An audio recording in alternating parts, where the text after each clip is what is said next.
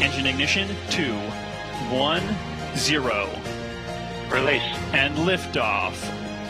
As the countdown to Mars continues, the perseverance of humanity launching the next generation of robotic explorers to the Red Planet.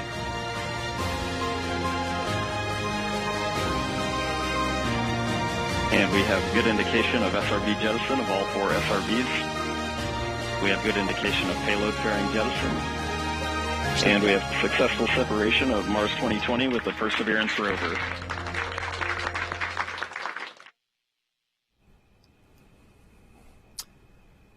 And welcome to NASA's post-launch press conference here at the Kennedy Space Center. I'm Daryl Nail, and as you just saw, there was a successful launch of an Atlas V rocket by United Launch Alliance and NASA, sending the Mars Perseverance rover to the Red Planet. We have some special guests here now to talk about the launch, and I want to get to those right now. To my left, we begin with Jim Bridenstine, the NASA administrator. We also have Thomas Zurbuchen, NASA's Science Associate Administrator. Lori Glaze is here. She is the Planetary Science Division Director at NASA headquarters. And we have Matt Wallace, Deputy Project Manager with NASA's Jet Propulsion Laboratory. Omar Baez, he is our Launch Director at NASA's Launch Services Program. And Tori Bruno, President and CEO of United Launch Alliance. Thank you all for being here. We're going to get started with our administrator and a few comments. Of course, it was an incredible launch here at the Kennedy Space Center, and a successful one at that, sending the rover on its way. We understand there is a small communication issue with the spacecraft, and we're going to let Jim start us off and talk about that. Jim? Oh, you bet. Thank you, Daryl. So first of all, it was an amazing launch, very successful. It went right on time, and of course, it is on a trajectory that has been done now with pinpoint accuracy. The spacecraft rotates, so it's stable, and it is in fact on its way to Mars. You mentioned the communications issue, and we can call it an issue. I know there's maybe some folks in the media that would call it an issue.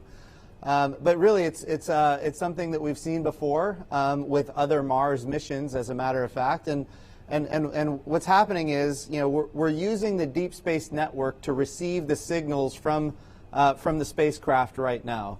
Well, the Deep Space Network is a very sensitive receiver. It's designed to capture, very faint signals from deep space.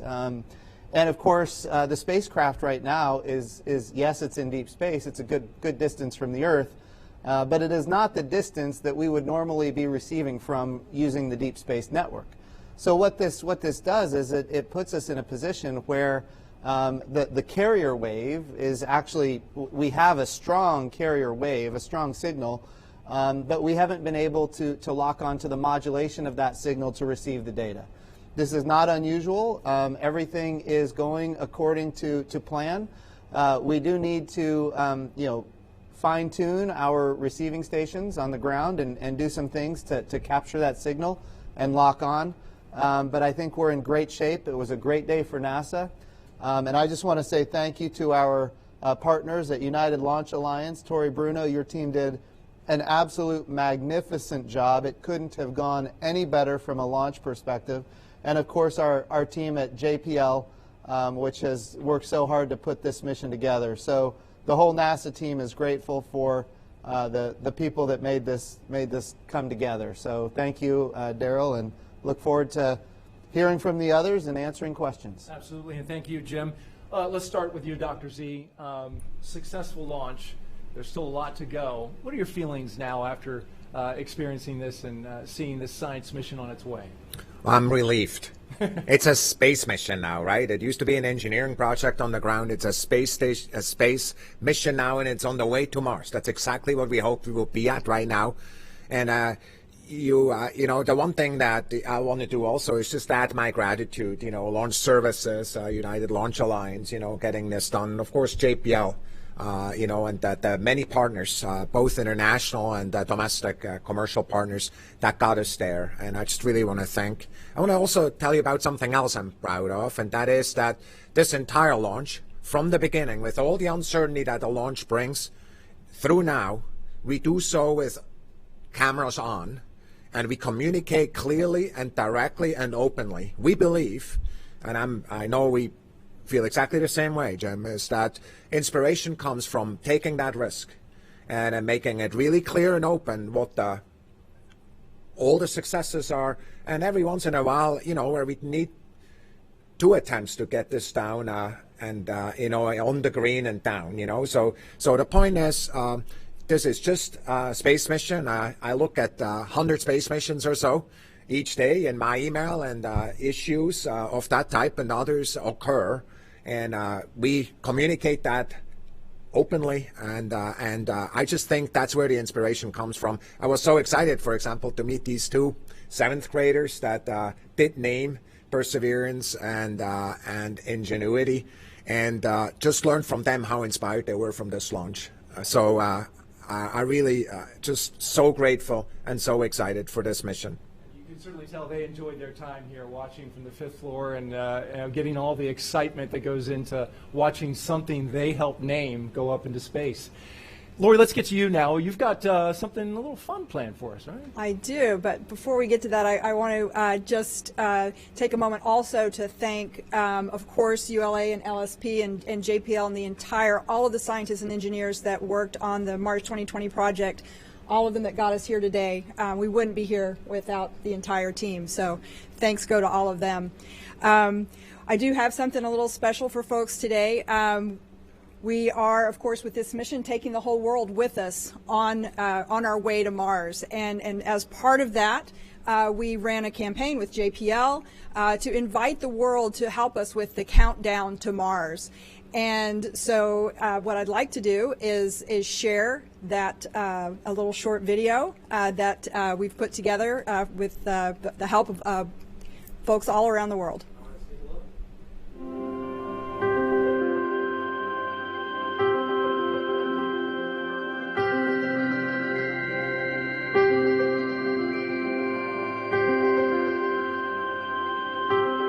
Let's light this candle. 10, 9, 8, 7, 6, 5, 4, 3, 2, 1. 0. And liftoff as the countdown to Mars continues. Blast off. Listo.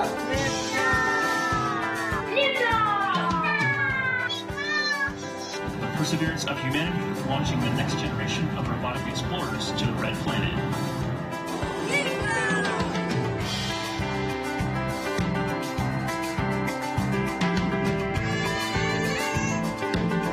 Bon voyage.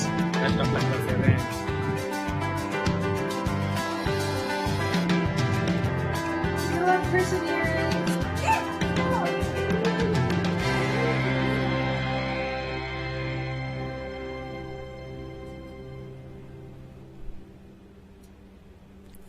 Well, that was great, Lori. Great. Really enjoyed seeing all those kids from around the world helping out and contributing some of their creative genius to our mission here. We want to turn now our attention to Matt Wallace, the Deputy Project Manager, who looks like you were doing some communicating yourself over there. Tell us what the, what the latest is with the rover.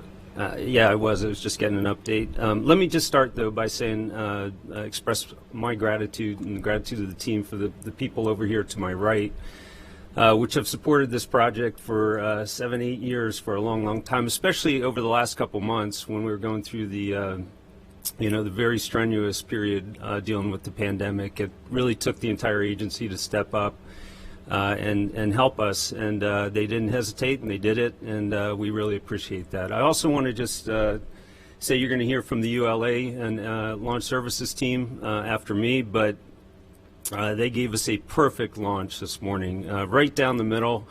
Couldn't have aimed us any better. We look great coming off the Centaur.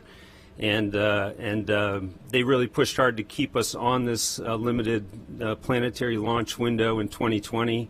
As most of you know, if you miss this window, you got to wait a couple years, and so it was critically important for us to hit this. And I can't say enough about the professionalism and the support they gave us over the last couple months in particular. And then also, I want to thank the team. You know, the team out there, thousands of people that have really stepped up and made this a special mission. As people have alluded to, Perseverance has become a pretty good name for this mission. So let me talk a little bit about what we've been dealing with just today. As I said, the spacecraft looked great pre-launch. We went into launch mode. We get telemetry via the launch vehicle, telemetry communication all the way through separation of the upper stage. And then we go into a period where we have to wait until we come out of the eclipse of the Earth. Essentially, the Earth is shadowing the sun, and therefore the spacecraft doesn't have a lot of power. And so we don't turn on our high-power transmitter, and we wait until we're in a better power situation to do that. So at about 9:15 or so this morning, as expected, the transmitter turned on. The signal strength looked very good at the receive station. There were really no indications of any issues. The navigation signal, the Doppler that we analyzed to make sure we're on the right trajectory, looked very good. The one problem we had is we couldn't, the terminology that we use is we couldn't lock up our telemetry. And so basically what that means is that we have to modulate our telemetry on a subcarrier, and then we have to demodulate that subcarrier, and which sounds pretty technical, but basically it allows us to read the information and the data coming from the spacecraft. Now, it turns out that the Deep Space Network is really designed to talk to spacecraft that are a long, long way away. You know, spacecraft like Voyager, which are tens of billions of miles away. And so they have very sensitive receivers, very big antennas, and to configure them, in fact, to talk to a spacecraft that is this close to the Earth is a little out of the ordinary. And so we know, and we have had issues in the past before. In fact, the last mission I worked on, the Curiosity mission, which launched in 2011, had this issue where we were basically saturating the receiver at the ground station. And so it takes us a little while to essentially figure out how to configure the ground station such that we're able to demodulate that telemetry signal and get the information from the spacecraft. And that's what we've been working through over the last hour and a half or so since the transmitter turned on. I did, just as the administrator was speaking, I did just get a text that we were able to lock up on that telemetry. And so we'll be starting to get some information on spacecraft and spacecraft health very soon. The good news, though, is that you know, all the indications that we have, and we have quite a few, are that the spacecraft's just fine. It's a very stable spacecraft. It's a spinning spacecraft. Our Centaur upper stage, in fact, spins us at about 2.5 revolutions per minute, which means the spacecraft is hard to kind of knock off course. It's like a spinning top. You can't knock it over. And so, so it's very stable. We know it's getting good power. We know, as I said, the transmitter's on.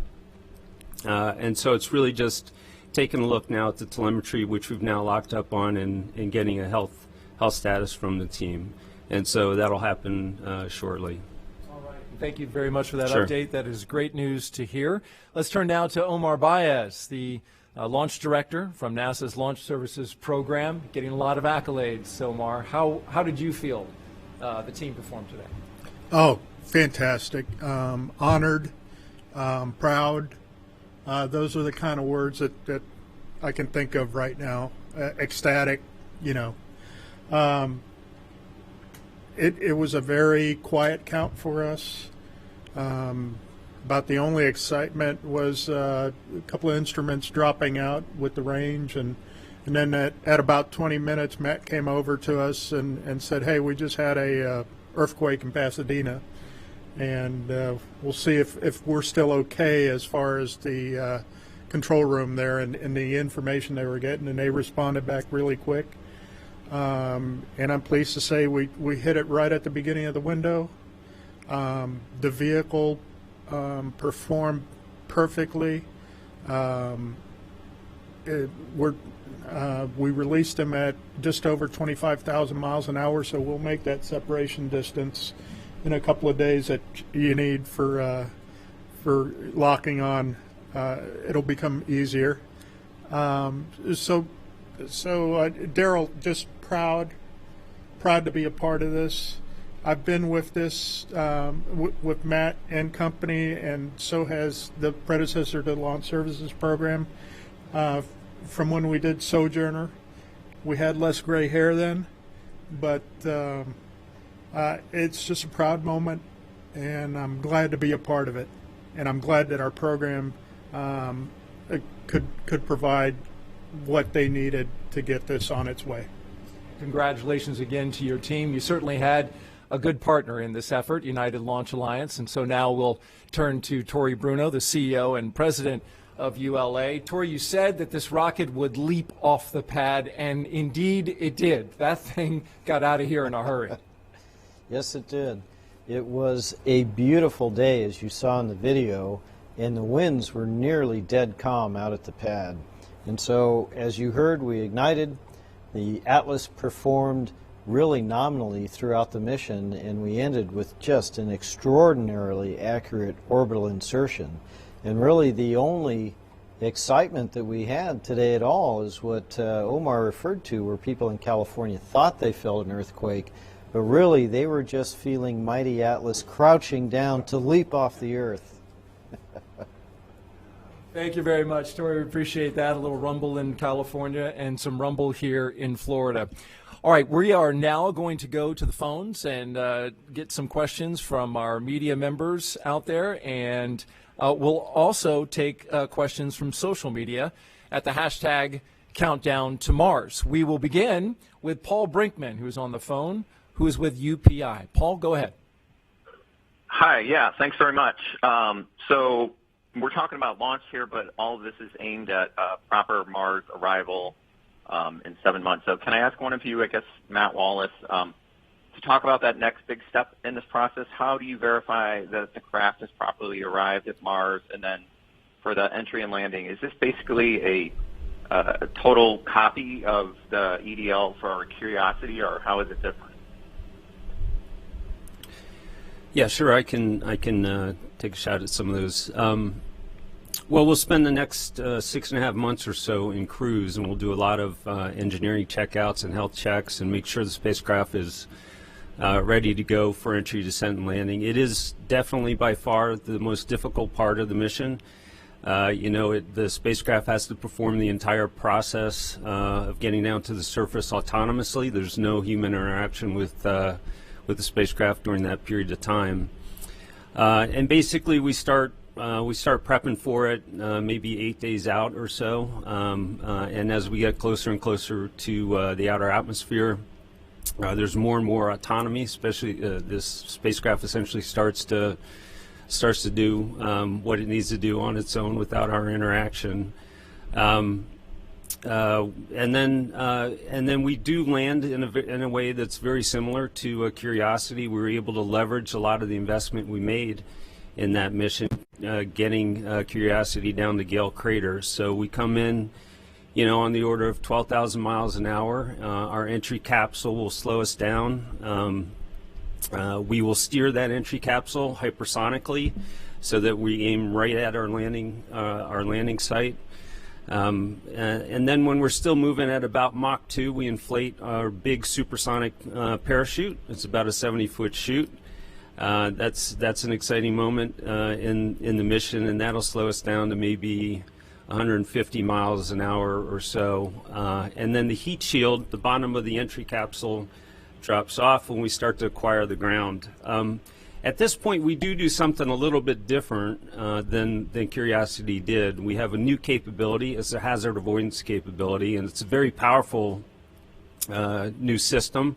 We call it terrain relative navigation, and it's actually enabled us to target Jezero Crater, which is a location we could not have gotten into with the Curiosity MSL mission. There are just too many landing hazards. But the way it works is we take a picture as we're coming down, and then we find ourselves in a map that we have stored on board from orbital imagery. And once we know where we are in that map, we essentially divert the spacecraft away from the hazards that could be dangerous to it during landing. And we do that during what we call powered descent. We have something called a descent stage, which carries the rover with 8 big main engines down to the surface. As the rover gets close to the surface, it deploys down on a tether. That's a maneuver we call the sky crane maneuver. The rover will touch down on its wheels, we'll cut the tether, and we'll be ready to go on the surface. So, so there are a lot of similarities, but we have some new capabilities as well to help us get into these more scientifically interesting sites like Jezero. Thank you very much. The only thing is we have to wait 6.5 months for all this. Thanks for describing those exciting moments that will be happening in that time, February 18th, right, 2021. Our next question comes to us from Marcia Dunn with Associated Press. Go ahead, Marcia. Yes, hi. Probably for Matt. I'm wondering, provided this lock on the data stays solid, how much longer do we have to wait to get a full read on the spacecraft health? And I'm wondering, up until the time you got that text a few minutes ago, if this led to some extra sweaty palms, a little bit of heart fluttering until after a long day. Thanks. I'm not sure I heard the entire question, but I think the first part was associated with how long it would take before we had some spacecraft telemetry. The team will be pouring through that telemetry, as we speak. I would say another 30 to 60 minutes or so. We'll have a pretty good understanding of, the different spacecraft systems. They'll be looking at the power production out of the solar arrays. They'll look at the temperatures around the spacecraft, the thermal conditions. We'll obviously be taking a look at the telecommunication systems, be looking for any other faults or anomalies, obviously, on the spacecraft. But I would say on the order of 30 to 60 minutes or so from now, we'll have an update probably. And the second part of our question was, how are you feeling after this successful launch and this first part of the mission? It is always a bit of relief when you get through the launch cycle and the spacecraft separates. The spacecraft is really designed to operate, as I think Thomas was saying, in space. That's where it's happiest. Most of the problems we run into are because we're in a test configuration that's not really flight-like, interestingly enough. And so I think the team is obviously very relieved to be on our way, and the spacecraft is generally is as well. So yeah. Very good. Our next question comes to us from Lauren Grush with The Verge. Lauren? Hi, thank you so much for taking my question, and congrats on the launch today. I'm curious, is there any extra risk introduced by not being able to communicate with the spacecraft right at the time of signal acquisition, or is it really just peace of mind ahead of your first big maneuver? And also, had you prepped for the possibility of this communication problem since it happened with Curiosity? Thank you. What was the first part of the question? I couldn't quite She was asking about the communication with the spacecraft in terms of getting that acquisition to signal. Is it a problem that you don't lock in initially? No, well, as I said, the spacecraft is, as I just finished saying, is really designed to be in space. It's a very inherently stable spacecraft. We've got plenty of time to work through the communication issues. There's nothing that we need to do urgently. In fact, we got such a good, insertion from the launch vehicle. We've got plenty of time before we have to make our first trajectory correction maneuver. Nominally, it's about 15 days after launch, but we probably have time well beyond that based on how well we did. So we got plenty of time to, to get the signal and to start interacting with the spacecraft and doing those sorts of things. All right. Let's turn now to Irene Klotz, who is with Aviation Week. Irene, go ahead. Thanks very much. I may have, I'm not sure if I heard this correctly, but once the spacecraft reaches, is it 25,000 miles that this issue becomes moot, whether or not you're able to do the comms by modulating the signal or not? And that's for Matt. In other words, how far away does Perseverance need to be before it enters the true deep space mode of communication? Yeah, I think it was Tori or maybe Omar that said the spacecraft's moving pretty fast, 25,000 miles an hour when it comes off that upper stage. And so the point that they were making is that we're putting distance between the spacecraft and the Earth pretty quickly. And so that helps a lot with respect to the saturation of the ground station, radios. And so really within hours, the power will drop. And that can help, certainly, yeah. And real quick, Omar, what were the numbers on the release of the spacecraft? It's just over 25,000 miles per hour. Okay, very good. All right, let's turn now to Russell Pins, who is with Pacific Rim Media. Russell, go ahead and ask your question. Good morning. Yeah, that's Russell Pounds, calling from Alaska today. And this is for Administrator Bridenstine. The question is, when does the light go on for students that America's investment in space exploration is worth the money?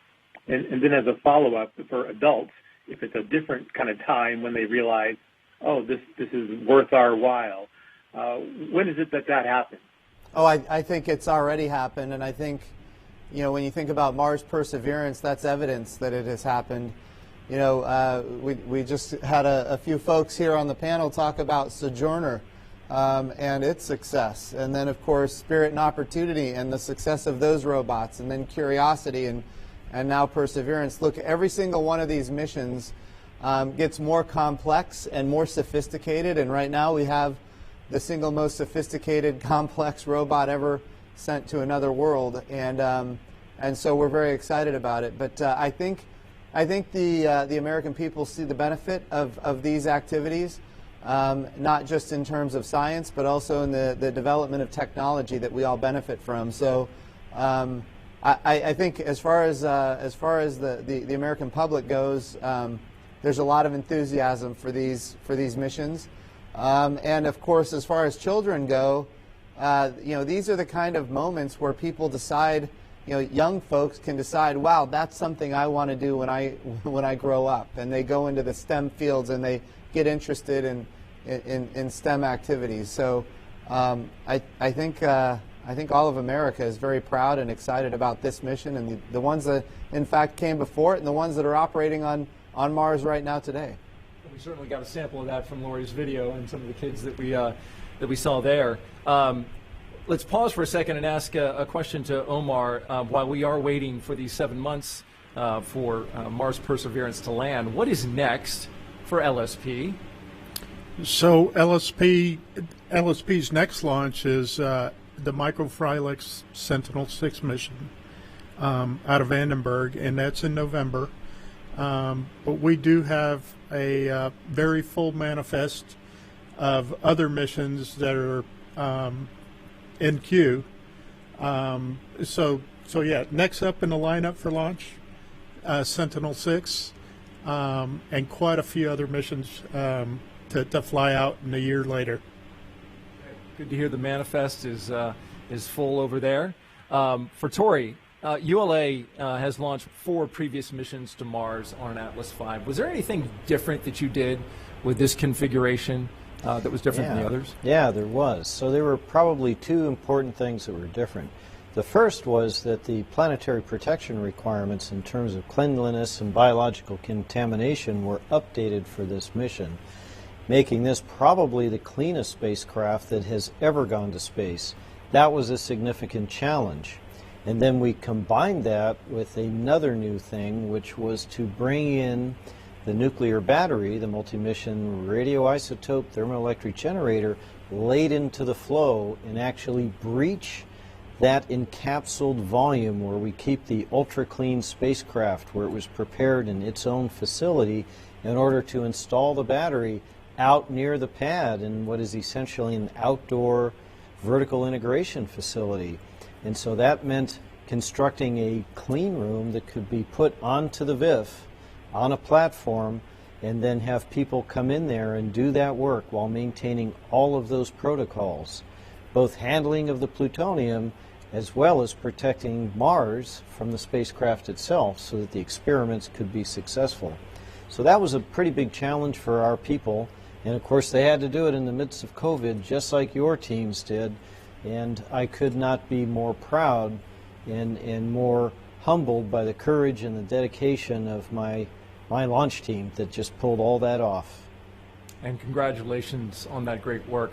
Going to go back to the phone bridge now, and we'll get a question from Leo Enright, who is with Irish Television.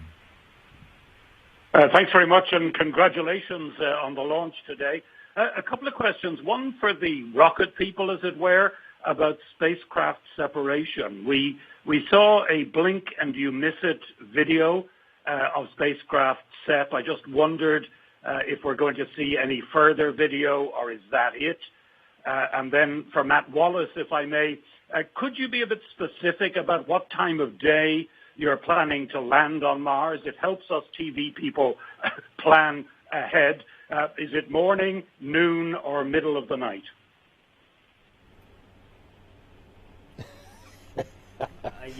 Well, as far as the landing goes, I'll have to get you the specific information, make sure I don't give you the wrong time. And I'll let Omar and Tori answer the other question. I can go. Yeah, so we have a little bit more video than that. I mean, we can certainly make it available, but what you saw is what you saw. It came off very, very clean, 2.5 RPM, and it just gets further and further away until it disappears. But what I will commit to do for you, as I always do for every mission, I will publish the Bullseye Chart, as we call it, that shows you all of the significant orbital parameters relative to the error that we were allowed that would have been within the spacecraft's capability to correct its trajectory. It's going to be pretty close to plus or minus perfect, and I will tweet that probably in the next day or two once we get it all processed. Forward to that report card. The video of it separating is one thing, but the video, we're going to get kind of new imagery that we've never been able to get before on the entry, descent, and landing. Can you talk about that? This mission has more cameras on it than any mission we've ever sent before, and I think the images and the video that we're going to get back from the Perseverance rover during that entry, descent, and landing, and then once it's on the surface as well, is just going to be absolutely stunning. We'll be able to capture what it looks like coming down. I believe there's cameras looking up to get the parachute. We've got, it is extremely well equipped, and I think it's, again, going to be something that we can feel like we're actually there riding along with Perseverance on the way down. We're going to see images of the sky crane. We are, yeah. And in fact, what the administrator is referring to is we took some ruggedized commercial cameras, the type of kind of sport cameras you might see in extreme sport enthusiasts and that type of thing, and we basically distributed them around the spacecraft. And so we will, in fact, be able to see that big 70-foot supersonic parachute inflate in a tenth of a second, and we'll be able to see those big main engines fire on the descent stage, and the rover drop down on its tether. We'll be able to see the rover touch down and the descent stage fly away. And I do want to say that one of the things that inspired us to add these cameras were the terrific imagery that we see coming off the launch vehicle. It was time to have the opportunity to see a spacecraft land on another planet for the first time. It was time to do that, and we were pleased to be able to get them on the spacecraft. I've seen video from a rocket landing on Earth, and now to see this video landing on another planet, it just something I'm really looking forward to. And of course, stay tuned to NASA's social media accounts. You will likely see it there pretty quickly. We're going to go now to Lori to tell us about the Mars helicopter Ingenuity. All right. So this is going to be a fantastic experiment. I think we're really, really looking forward to this. I'm not sure that people really can sometimes grasp just how difficult it is to fly And this is going to be, of course, our first ever demonstration of powered flight on another planet. But if you think what's required to fly, to get lift from a wing, you need air to do that, of course. And the atmosphere on Mars is about 1% of the density of Earth's atmosphere. And so without that air, getting lift and being able to actually fly is something that's extremely challenging. But the engineers out at JPL demonstrated that they could actually get that lift and fly a helicopter in that very, very low density type of atmosphere. And so we are really, really excited to do this and demonstrate that capability. I think going forward for scientific purposes and also in preparation for human exploration, I think these types of aerial robotic capabilities are really going to add to the type of science we can do. We'll be able to use such a helicopter to do things like do some pre-surveillance, do some reconnaissance of various areas that we want to decide, do we really want to drive over or go over and look over there. Send them into areas that perhaps are of such scientific specialty that we don't really want, we really want to make sure we don't contaminate them in any way. So we're going to send something over there to do a special experiment and bring it back so we don't have to take everything over. I think these are really going to expand and change the way we think about doing exploration on other planetary surfaces. So really, really looking forward to this. Very excited to see that as well, Lori. Okay, let's go back to the media phone bridge now and take a question from Joey Roulette with Reuters. Joey?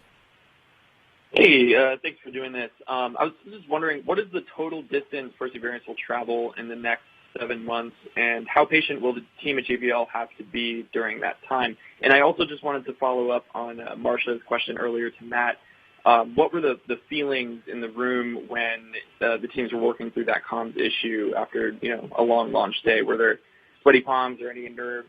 Thanks. Dr. Z, why don't you take the trip to Mars? How long is it? The distance. 6.5 months. What's that? He wanted it in miles. Length of time, the miles? Oh, did he ask the distance? I believe. Oh, yeah, distance traversed. 100 million miles, Yeah. to travel from here to Mars, and the team will. They still got plenty of preparation to do for entry, descent, and landing, and surface operations. So they'll be busy during that period of time for sure. I do want to talk about the second question. It's like, how was it when the team addressed this issue? I just want to tell you, like it always is. This is, you want to be a rocket scientist, this is what you do. It's like, we're not just scoring hole-in-ones every time. And what we do is we let the people work. We had Matt talking to us, and we let him work, and we listened what he had to say. We did not add data. We listened what he had to say. We communicated it like we always do. It's like we always do it. It's just, I mean, you have to have a little bit of nerves if you're in that business. But the point is, that's why we love it so much. It's because we solve problems together as teams. Right now, I know, I do not see them right now, but I feel them. Right now, there are these amazing JPLers sitting there in Pasadena. There's some people right here solving this problem right now. Before I go to bed, I will know what it is in detail. I'll take any bet with anybody who wants that right now. Why do I do that? Because I observe it every time. And, whether that's with JPL, whether that's with Goddard, whether that's with Lockheed Martin, this is the commitment that it takes. And so for me, it was exactly like it always is. It's just an issue. It's rocket science. Excellent. No takers on that bet here. Let's go back to the phone. And Mary Liz Bender from Inverse, you have a question? Yes, thank you so much. Wow, that was such a beautiful launch today. Congratulations. I am really excited about all of the new functionality on this rover. I've been talking to the JPL engineers all week about how we keep stepping up the rover status, and now I know we're working toward getting to a place where we can have huge rovers that can assist humans in our exploration of Mars. So I'm just curious, what are kind of the steps that take us from here to there? I'm sure we don't know everything, but what do you kind of see as maybe the next set of missions, and how might they improve on this one? I can take that one. So I think the next step that's going to move us along towards human exploration that we'd like to see at some point in the decades to come here, is the Mars Sample Return mission. This is the very next mission to Mars that'll follow on after Perseverance, and it's actually the next step in trying to go back to Mars and collect the samples that Perseverance is going to store on the surface for us. And that Mars Sample Return mission is actually going to demonstrate even more capabilities that we're going to need in order to explore with humans at Mars. First off, that mission is going to have to be able to demonstrate how to launch from the surface of Mars. We're going to send a rocket, the Mars Ascent Vehicle, to Mars. We're going to have to get those samples and put them into that rocket and launch them into orbit at Mars. And we certainly are going to need that capability when we send humans. We're also going to demonstrate with that mission the ability to rendezvous in space around another planet. We're going to, when we launch that sample into orbit around Mars, we're going to have an orbiter there also at Mars, and it will hook up with that sample and capture it into capture and containment system on the orbiter, and then we'll have to deorbit at Mars and return to Earth. And all of those technologies and all of those capabilities are going to be necessary when we send humans. So I think we just, with each mission, with each robotic mission, we demonstrate those next capabilities that we're going to need, and build the bridge that we're going to need to get to human exploration. All right, thank you, Lori. Yes, sir. And that is that you know, there's three more things that are really important. The first one is that actually, roughly in the same time frame, we're trying to design an ice mapper, one that is really focused on actually finding water resources, because also that we want to have available for humans when we're going. It's part of our budget that's under consideration on the Hill. I think the second thing I want to say for the science community, this is a really interesting decadal that just started, because this decadal has a lot more opportunity focused on the collaboration with human exploration than in the past. And the third piece is, increasingly, as we go to the moon with astronauts, we learn back all these things that in the past perhaps we knew, but in entirely new ways with commercial partner, with international partners. We're also going to learn how to build these capabilities that actually bring, you know, humans to Mars in the late 30s. So for us, that's really, you know, these three things in parallel, over and above the Mars sample return, are just, you know, really opening up the spectrum on Mars exploration to a level which no other decade really has in the past. All right, thank you, Dr. Z. We have some questions on social media that we're going to get to in just a second, but first let's get a question in from Eric Berger with Ars Technica. Eric? Hi, congratulations everyone. Thanks for doing this. Wondering if someone there could clarify whether the spacecraft is currently in safe mode, and if that's normal procedure for this time, and you know when it's going to be brought up to sort of regular operations in deep space. Thank you. So when we started this discussion, we weren't really sure, but it appears as though we came off the launch vehicle in our normal cruise mode. I'm just getting some indications that we had a minor temperature transient that's recovered that may have put us into safe mode. If so, that's perfectly fine. The spacecraft is happy there. So the team is working through that telemetry. They're going to look through the rest of the spacecraft health. So far, everything I've seen looks good. And so we'll know more in a little bit. And now to social media. James on Twitter asks, when is the landing date on Mars? We know that to be February 18th, 2021. I think at 3:30 Eastern. Is that something roughly like that? Stay tuned on that one. And then when is Ingenuity's first flight, Lori? Question. Matt's going to have to give me some help here, but I believe it's about 30 to 60 days after we land. We're hoping to get it done somewhere in that time frame, maybe 50 to 90 sols. Each day on Mars is called a sol, and so within the first 50 to 90 Mars days or so, we hope to start flying the helicopter. Very good. Vizag on Twitter asks, how significant will it be to us humans if we find signatures of ancient life or maybe present life on Mars? Dr. Z? Those are the kind of questions that, frankly, keep me up at night in excitement, not in worries like some other nights like the last one. Because if you look at history, recognitions like that, kind of new insight like this, have transformed not only how we think about ourselves, but frankly, how we think and act as humans, right? Kind of the recognition that the sun is the center of the solar system, not the Earth, had tremendous impact on Earth. And so for me, the life question is really quite foundational. I'm really interested what the administrator says to this, right? Kind of for me, it's kind of as a scientist, it's really the holy grail. It's like, you know, when you go from n equals 1, there's only one life we've ever observed, to n equals many, multiple lives, everything changes. Like I mean, you can do research, you can ask questions, you have no clue how to even start, right? It's like opening up a whole new building of exploration in a way you never could. But how do you feel about it? Well, I think there would be no bigger discovery in the history of humanity than finding life that is not on our own world. And I think it'll fundamentally transform how we do exploration in the future. We've been on this path of following the water to determine if some place is habitable or not.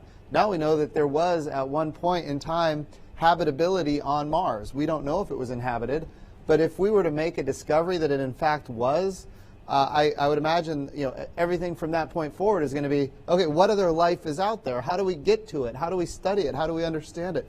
It'll be absolutely the biggest discovery, I think, in history. But I also think it will enable us to do more than we've ever been able to do before, because there will be such a profound interest in going further and doing more. So look, I mean, I think everybody's going to have to answer that question for themselves, but certainly there's a lot of interest in finding life that's not on this world, and that's what we're trying to do. Absolutely, and thank you for that. One more question from social media. Dennis Morissette on Facebook asks, are the cameras on board Perseverance much better than those on Curiosity? And we understand that they are. They are, yeah. We have a number of different cameras on board. I talked about the what we call the entry, descent, and landing cameras. Those are high definition 1080p type video cameras. We also have a set of science cameras at the top of the mast, which are called Mastcam Z Cameras, and they're enhanced from the Curiosity cameras in that they have a zoom capability, and so those are also better. We also have a set of engineering cameras dispersed around the rover. Those engineering cameras we use to look at the surroundings, to look for hazards when we're driving, when we're doing our workspace operations with our robot arm, and those sorts of things. And those are significantly higher resolution than the ones on Curiosity. I think they're on the order of about 20 megapixels color cameras, and Curiosity carried 1 megapixel black and white cameras, just to give you a sense. So, yeah, we've kind of upgraded our cameras across the board on the vehicle. Yeah, it's going to be like being there, 20 megapixel. It will be, and we have a mic. I just add in, you know, we have a microphone as well. So not only will we be able to see things, but we'll be able to hear them as well for the first time. And so it's going to provide a real presence for us. That's outstanding. All right, let's go to space.com, and we have a question from Megan Barteef. Go ahead, Megan. Hi, Megan Barteef from space.com here. Thanks so much for taking my question. The first part of it is for, I think, Mr. Bridenstine or Dr. Glaze. I was hoping you could talk through sort of how exciting it is to get a planetary science mission like this off the ground in the middle of a pandemic. And then for Mr. Wallace, if you could talk a bit about what the next 7 months look like for the team and any way that that has been shaped or affected by the pandemic as well. Thanks so much. Sure. You know, I'll start, and then I'll let Lori take it from there. But you know, when we think about this particular mission, when I first came to NASA, it was quite frankly in trouble, and people were worried about whether or not we were going to be able to launch in 2020 at all. And then, you know, we made it even more complex by saying, hey, we want to put a helicopter on here as well. We gave it the resources, we gave it the attention. JPL did a magnificent job. At one point we had a cracked heat shield, and of course Lockheed Martin and our partners there, you know, moved forward to get that fixed. So yes, adversity all along the way, but this is true for any project of this nature. But you know what? What we didn't expect was something that is, as you identified, the pandemic. And so you add all of the adversity in a project like this together, and then you put on top of that the coronavirus, and people, like a large fraction of NASA's workforce and JPL's workforce and the ULA workforce actually staying at home. And the other part, smaller parts of our organizations going to work with personal protective equipment, socially distanced, breaking up, the shifts so that we can minimize the amount of contact.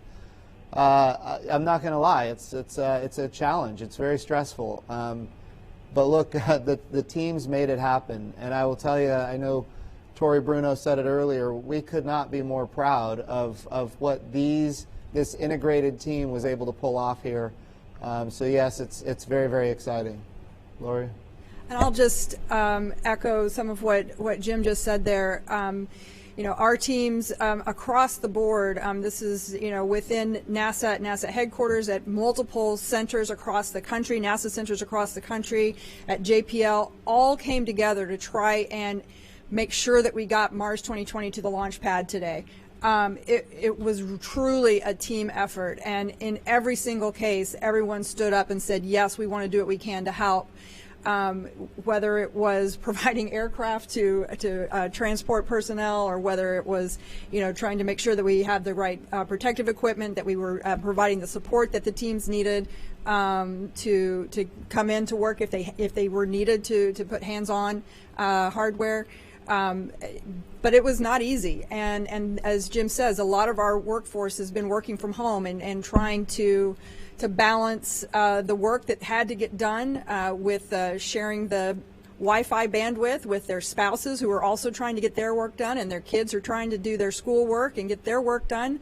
It's been a real challenge, and I have to say that I think all of us within the Planetary Science Division are so excited and so happy that we were able to pull this off, to actually get it done.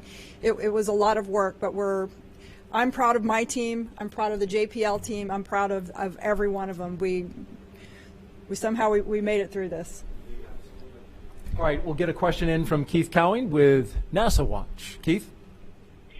Thanks for giving us this opportunity today. Right now, the nation's in the midst of a pandemic nightmare, and it's not going to end anytime soon. It's going to be a dark, scary winter with 328 million Americans going to be, staring at their computers and their TVs, as will billions of people around the world.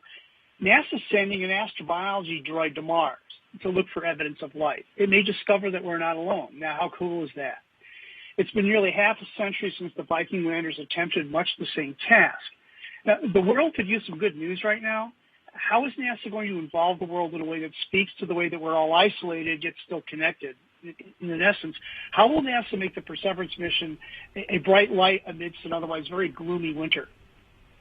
That's an important question. I think the key word that you use there is the word astrobiology. I don't even know if maybe 10 years ago we even used that word, but now it's very apparent that we have water throughout our own solar system, and there are places in our own solar system that could in fact be habitable, not just in the ancient past, but even today. And so yeah, I think that putting together these kinds of missions that could not just inspire the next generations, but inspire those of us that are in the middle of our career or maybe even retired. These are the kind of things that NASA can do in very difficult times, and we're excited about it. And we have a follow-up to that from Dr. Z.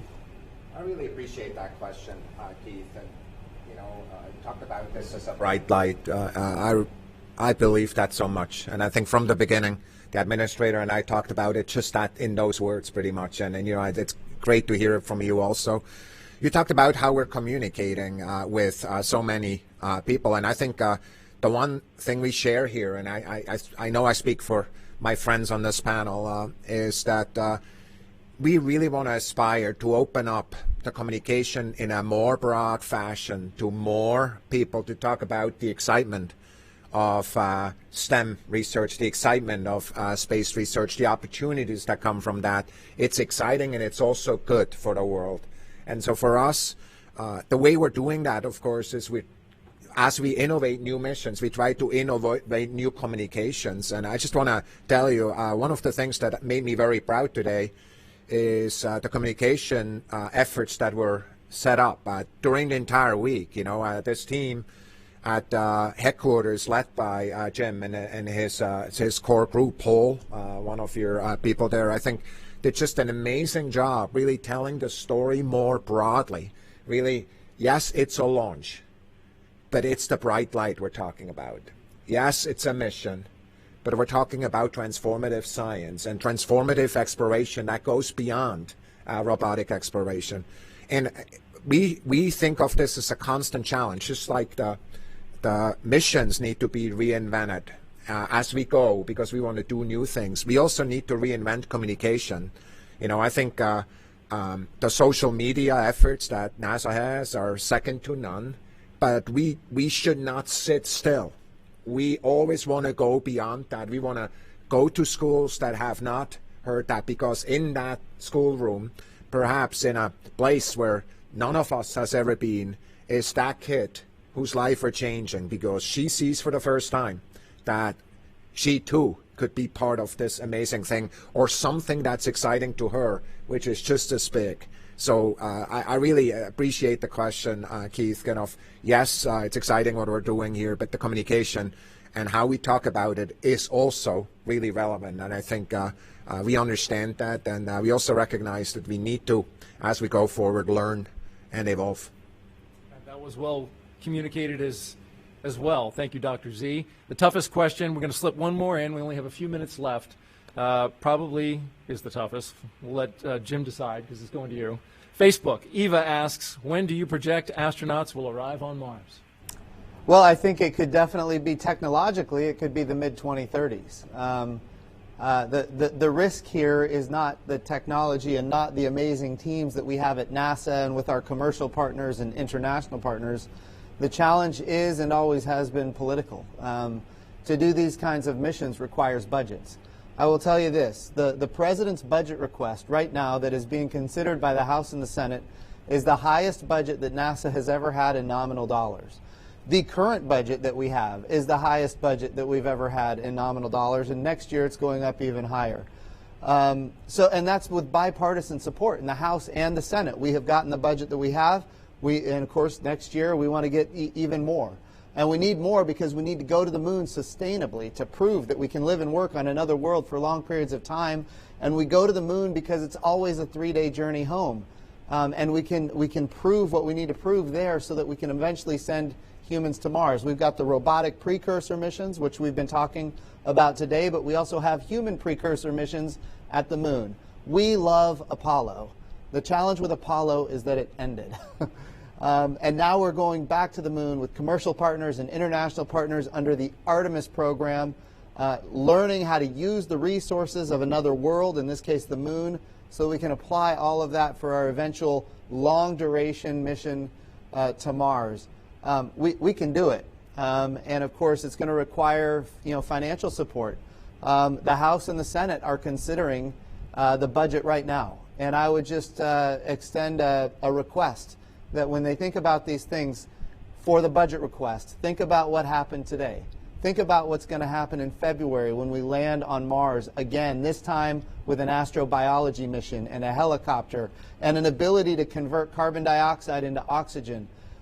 Think about what we just did with launching American astronauts on American rockets for the first time since 9 years ago, 2011, the retirement of the space shuttles. Look, we can do these things.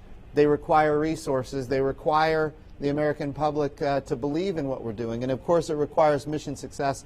And I will tell you, this team has proven that they can successfully accomplish these missions. If we were to receive the budgets, I'm very confident that we could get there by the mid-2030s. All right, and we will close on that note. We appreciate all of you being here. our special guests today. We know you woke up early, so thanks for sticking around and participating in this post-launch news conference. And thank you to all of our social media participants as well as members of the media. For more information on today's mission, you can go to nasa.gov, nasa.gov/perseverance, and mars.nasa.gov/perseverance. Thank you for joining us, everyone. Have a great day, and remember, keep looking up.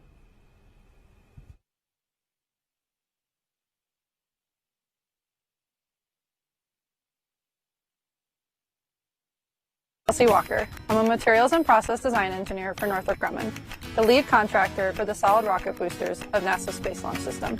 This is rocket science in 60 seconds. These boosters produce 7.2 million pounds of thrust during liftoff and flight. I work on the insulation that protects the SLS solid rocket booster during flight. Here, in the Insulation and Component Work Center, the insulation, a rubber-based material, is applied to the inside of the rocket motor case